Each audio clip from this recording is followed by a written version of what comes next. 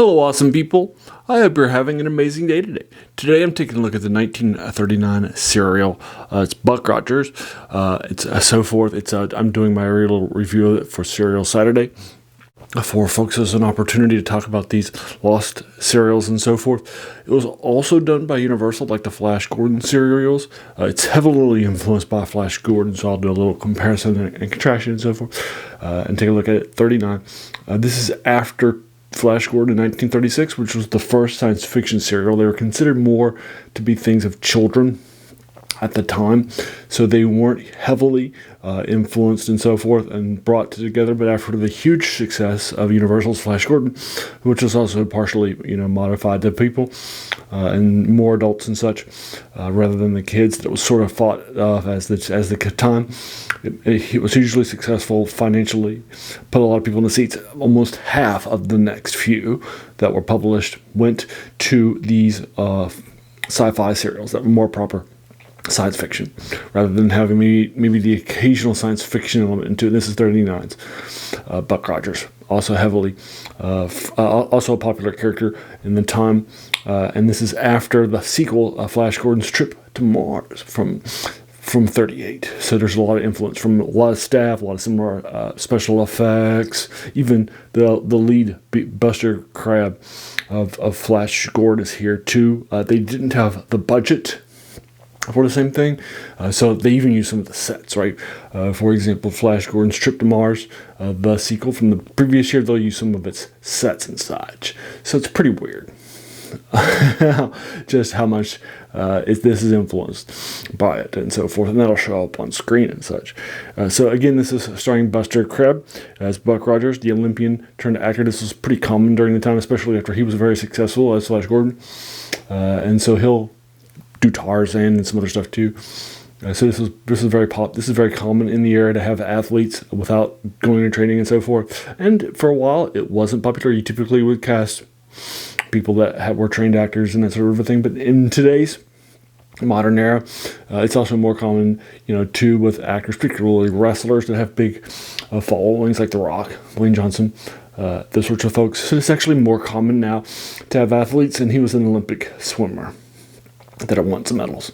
So that's who he is, and so forth. He's not great at his delivery. Delivery's okay. His action scenes are great, as you would expect. His timing isn't always great, but he's got a lot of fans out there still to this day. So I'm not going to step on their toes. But your mileage may vary with Buster Crabbe and so forth. It was common at the time. Also, as Wilma Deering, the number 2 character is Constance Moore, and is a sidekick in the possible audience surrogate, since many of these people would probably be teens or and such.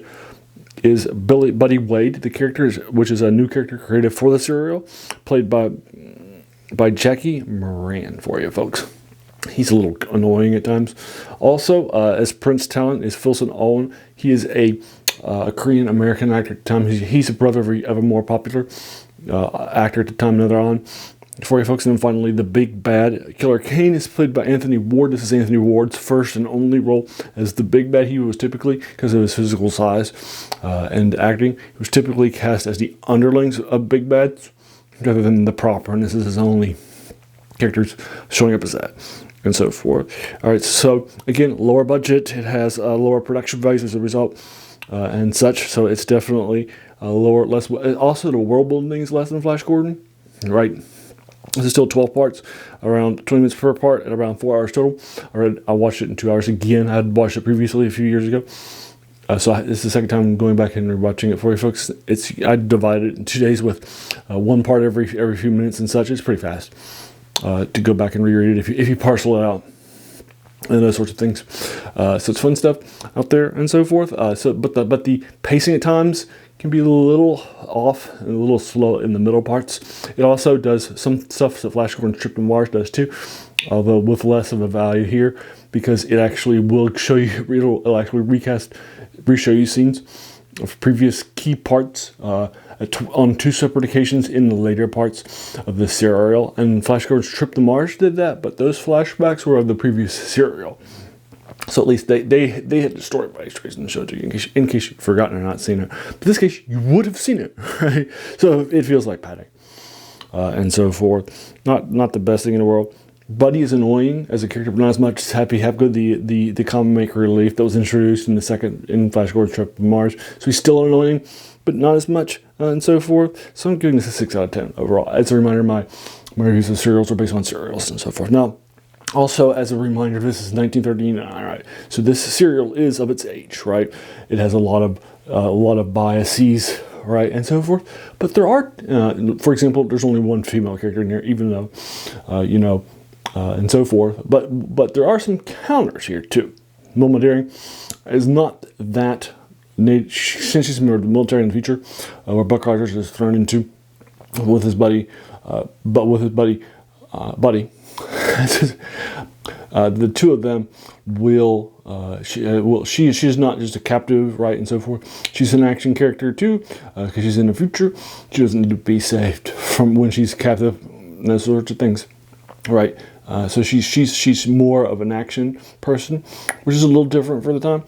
Even action characters in comics or on movies or serials would have been lesser characters and so forth. And also Filson On, the prince who plays Prince Talon, the Korean American, isn't a stereotyped in any major ways, and his character's name isn't even, it's not even like, it's not a Korean or obviously Yellow Peril name like Ming the Merciless from the Flash Gordons. That was Fu Manchu, right? So there are a couple of counterexamples here that I think are pretty nice. Just as a heads up. All right, so there you are. That's my review and a little bit of the 1319 and 13.9 and a couple of counter examples too for you folks. So there you are. Just as a heads up, this is serial stuff, right? And I take serials, pretty good stuff. They're pretty much a forgotten genre today. They were at the time what brought people into theaters from week to week with their cliffhangers and their shorter episodes. And then they were definitely a key part of keeping people influenced and invested in the theater experience. And they're pretty much forgotten. Most TVs and also to a lesser, and movies are here today, but movie serials really aren't. So basically the idea is that you might show up, on a Saturday like today, at your local movie theater with your family and your community, at something like a noon showing, or maybe 11 or something like that, and be there for like 5 or 6 hours, pretty much much of the day, watching that. When you would watch a couple of shorts ahead of times, those might be cartoons, these might be newsreels, they might be trailers, but trailers are actually pretty rare at that time.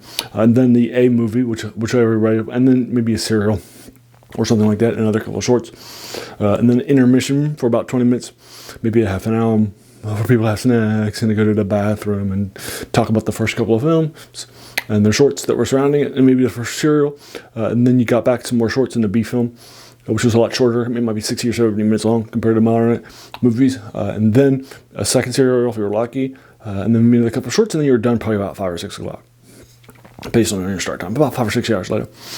So that was sort of the investment that you have. And you would talk about those, particularly serials, because that's what brought people to the studios during that era with the people at your college, your schools, right, your work, your churches, that sort of thing, right, at all your culture, your bridge club, whatever, right.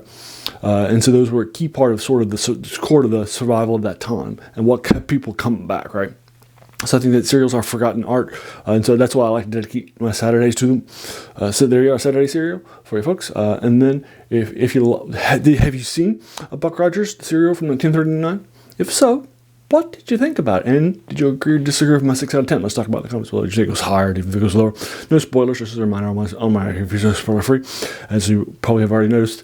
If you like this video, why not hit the subscribe button, the like button, the bell icon if you're feeling frisky, and also let your friends know, particularly Buck Rogers or serial friends or science fiction fans from this era. 2.